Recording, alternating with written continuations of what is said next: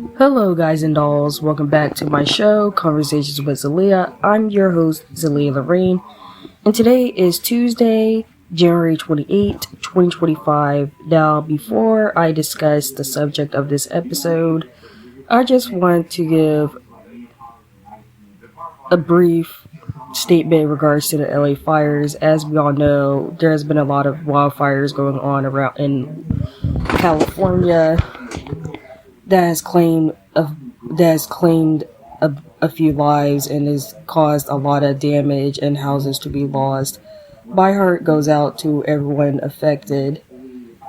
May they be in your prayers. And for more resources on how to help out those affected by the wildfires, please check out some links I left under the description for the video. And again, my heart goes out to those affected by the LA fires. That said, let's get right into the subject of our episode, which is childhood show HotTakes. Now, this episode pretty much will discuss childhood show HotTakes that I have from childhood shows that I watched when I was a kid. And to give you a bit of context, I was born in the 2000s, so I'm a 2000s baby. And most of the shows I'm discussing, they're all 2000 shows, which is reflected by childhood that I watched when I was a kid or in reruns. And pretty much, these are my opinions of these shows, and this is a warning. These are my opinions, so you may agree or disagree. But at the end of the day, it's what show you like or enjoy is subjective, so let's get right onto it. And my first hot take is Victorious over Icarly. Now, I know that most of the kidcoms from Nickelodeon are pretty much overshadowed by Dan Schneider being a creep. But Victorious is a very superior show than Icarly. Considering the fact, Victorious, it was more enjoyable to watch than iCarly, especially in regards to some of the characters. Like, they all had they were a great friend group, in spite of Jay being antagonistic towards Tori. And it's a shame that the show got canceled early.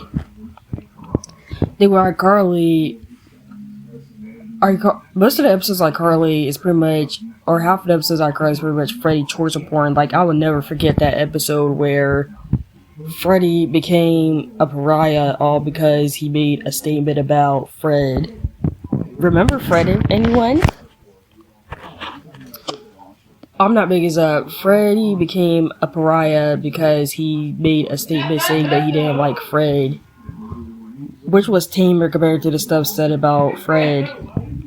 I kind of find out Fred manufactured the whole thing, but yet Freddy is supposed to forgive him. While Victorious, they have some stinkers now and then, like that the Psycho Witch's birthday episode. But Victorious was a much enjoyable show by childhood, though. As I stated, it's tainted because of who created it and the weird feed over sexualization jokes. But let's move on. Then SpongeBob. Anyone knows that SpongeBob is one of my favorite shows, and there's this belief that SpongeBob fell off after the first movie, or the first movie. SpongeBob was pretty much the point of the show where it started to decline, which brings me to my next hot take. SpongeBob seasons 4 to 5 aren't as bad as people make them out to be. Because there are people that pretty much state that see season 4 as average and 5 as pretty much that's what when the show started to decline, which I disagree with. Season 4 and 5, yes, they don't hold accountable to the first 3 seasons or the classic seasons, but they have their own merits. And I can name a bunch of classic episodes. The 2 classic episodes from the seasons was the episode where Mr. Krabs retired and sold his business to a conglomerate, which turned it into some generic TGI Fridays-esque restaurant. And the memorable character was in that episode was Carl, played by C.H. Greenblatt, who you may recognize as the creator of Chowder and Harvey Beaks, which Harvey Beaks deserves better, by the way. And the human resources scene that causes Squidward to pretty much straighten up. And then another episode is pretty much the Krusty Hotel episode where where Mr. Krabs turns the Krusty Krab into a hotel and Squidward winds up quitting due to pretty much kowtowing to the hotel's demands and comes back as a customer to give Krabs a taste of his own medicine. In the B episode, Mrs. Puff, You're Fired, where Mrs. Puff loses her job and gets replaced by a strict drill sergeant who even after all his efforts wasn't able to get SpongeBob to complete his test.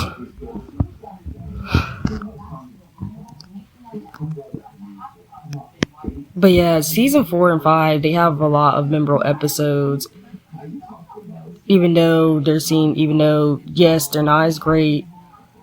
Yes, they can't hold a candle to the first 3 seasons, but they do have some great episodes and are good on their own merits.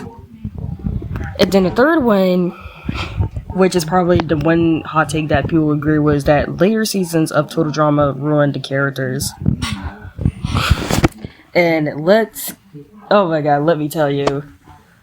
If I were to rewatch Total Drama, I'm only going to rewatch probably the first and second season, because the third season was when character derailment was in full swing.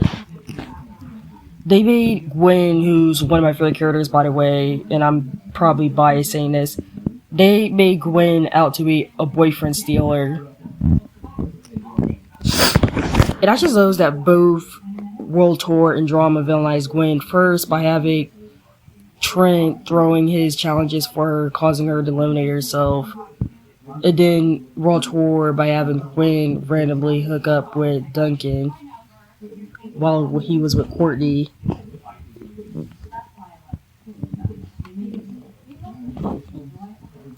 Then they made Heather somewhat a good girl because of the new villain Alejandro. They made Lashana boy crazy to the point of falling for Alejandro's charms. Like, I can go on. And it gets worse with All Stars, where they made Lindsay an even more ditzy idiot, Courtney a more backstabbing moron, undoing Courtney's and Gwen's character development. And even with that whole storyline, it was weird that Courtney refused to eat her disgusting sundae, despite the fact she stated in World Tour that she could tolerate disgusting foods because she had a strong stomach.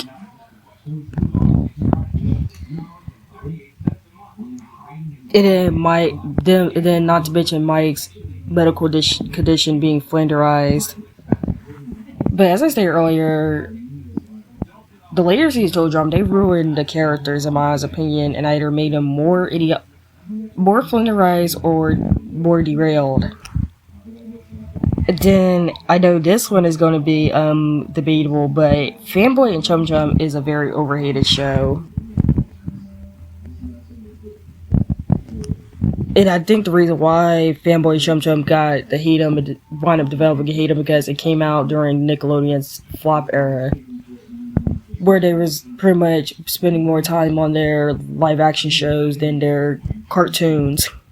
And Fanboy Chum Chum, I watched Fanboy Chum Chum when it first aired, and yes, it is an average show, but it doesn't get the hate it deserves, especially in regards to shows such as Annoying Orange, even though Annoying Orange isn't animated and aired on Cartoon Network. And The Problem Solvers, remember that show.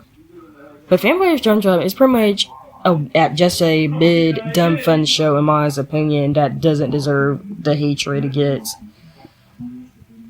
And speaking of Heatum, my next My next hot take is Poof is overhated / wasn't that bad of addition in comparison to Sparky and Chloe. Sparky was the fairy dog that was added in the penultimate season that was so annoying and so unlikable that he was run off after one season, and Chloe was the new girl that Timmy had to share his fairies with, which barely makes any sense because of the fact fairy odd parents, they're often given to children with miserable or horrible lives, while Chloe has the opposite to his life. She's rich, she's pampered, and is able to afford what she wants. But Poof, while he is a baby psychic character, it was only pretty much added to give Cosmo and Wanda, to make Cosmo and Wanda parents. He's not as bad as people made him out to be. I think the reason why he had backlash because he was introduced at a low point in Fairly Odd Parents, namely the post-Golden Age era. But moving on, my next hot take, I know I would get a lot of backlash from people stating this, but my next hot take is TheBernieMacshow over EverybodyHatesChris.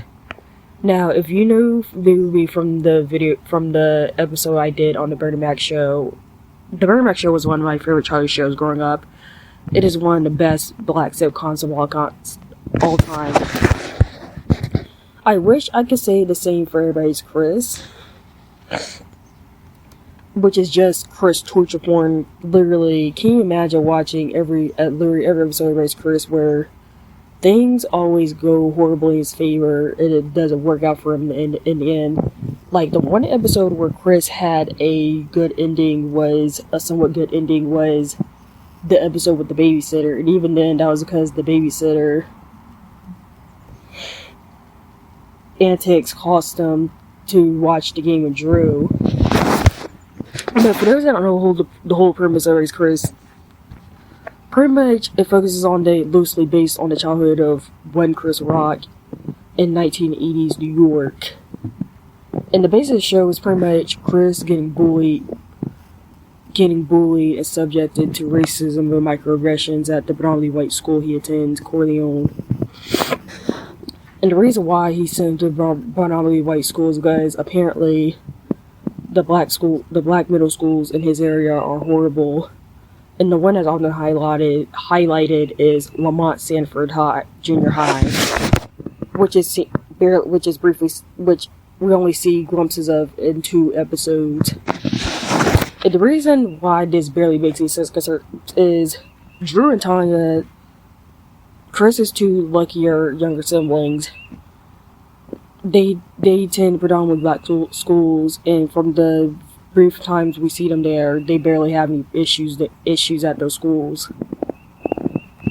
And something I should know, isn't Drew closer in age to Chris? So how come Drew which is mind-boggling, and this is the most mind-boggling part, considering the fact Drew is closer in age to Chris, how come Drew wasn't sent to a predominantly white school,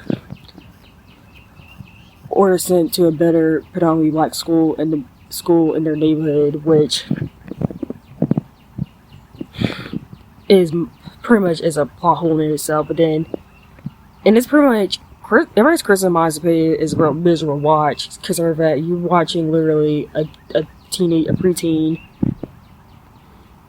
suffering miserably at a predominantly white school, and in pretty much every plan he has always backfiring.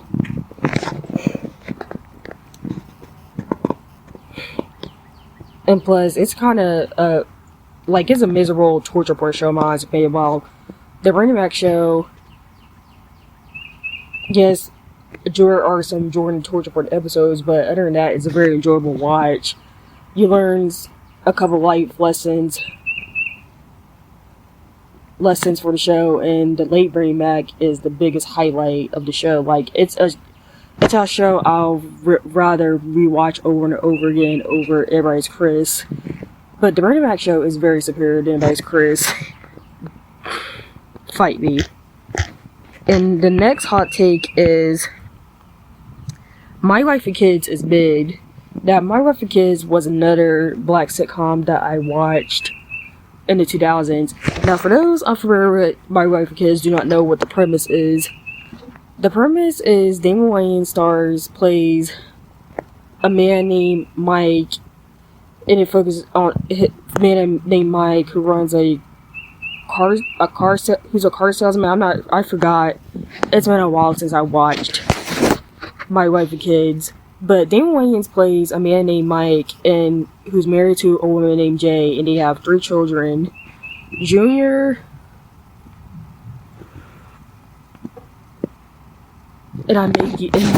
Junior, darn, I forgot that Junior, Claire, and Katie. I forgot the name of the daughter, the middle child, Claire.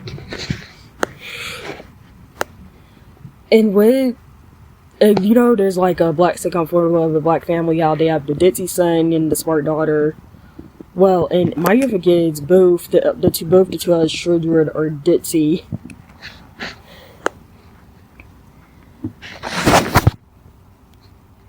In My Wife and Kids, I remember watching it both when I was a kid and on reruns on Nick at night. And my husband is that My Wife and Kids is an average show at best. That's rife with a lot of problematic things. Like, for example, the show suffers from Aunt Viv syndrome, seeing how they recasted both Claire and Vanessa, Junior's love interest turned eventual wife, with light-skinned mixed-race actresses. Though in the case of Claire, who was originally portrayed by Jazz Raycole, the reason why Claire was recasted because Jazz Raycole's mom objected to a teen pregnancy storyline where Claire was friends with a teen mom. So that was the reason why Jazz Raycole was recasted. But you can tell me you couldn't find a darker skinned actress to replace Claire. Yeah, that's how messy a lot of recastings was. They couldn't cast someone of the same skin complexion. They recasted by someone later. But I can barely remember a few episodes of storylines for the show, but My Wife and Kids is a very mid show. It's not up there with a lot of the black sitcoms of that time period, or even in the past.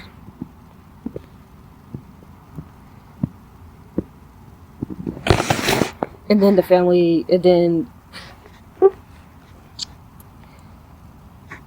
but My Wife and Kids is super mid. No comment. The next to last childhood show, Hot Take, is the 2000s was the last great decade for dom-coms. Which I'm biased saying that since I've been a baby. There was a lot of dom-coms that was out. Like, the previous 3 I mentioned, which was My Wife and Kids, TheBernieMacshow, EverybodyHatesChris, Malcolm in the Middle. Even though this came out in the 90s, Everybody Loves Raymond, I can go on. There was a lot of great dom-coms in the 2000s. But it's like come to 2010s, it pretty much, that's when it fell in flavor, aside from Dog with a Blog and Liv and Maddie, even though I'm not sure Liv and Maddie counts as the dom-coms. But I feel like the modern day dom-coms, they lack substance. If you go, the reason why a lot of modern day dom-coms suck is because they pander to diversity. It's not the diversity aspects that makes them suck, it's pretty much the bad quality writing and execution. And the fact that we live in a world where they're not doing a sequel or remake, then they're doing a revival. And Malcolm in the Middle, they're going to have a revival that's going to be on Disney Plus, and I'm not going to spend a bunch of money just to get Disney Plus so I can watch a Malcolm in the Middle revival. And the party about this new world is that everything has to be on streaming, which is why physical media is important. Like, every new show has to be on streaming, which I think that's why the Icarly revival got canceled, because not only because of strike, but because a lot of people, the lack of, pretty much, it being on a streaming service instead of a viable channel. But yeah, the 2000s was Domcom's last great hurrah, and last but not least, 16 is more rewatchable than Total Drama. And this one is pretty self-explanatory. Now for those of certain, but to those who did not know what 16 is, 16 was a Canadian animation show, created by the same people behind Total Drama that came out before Total Drama. And it's about 6 friends of various ethnicities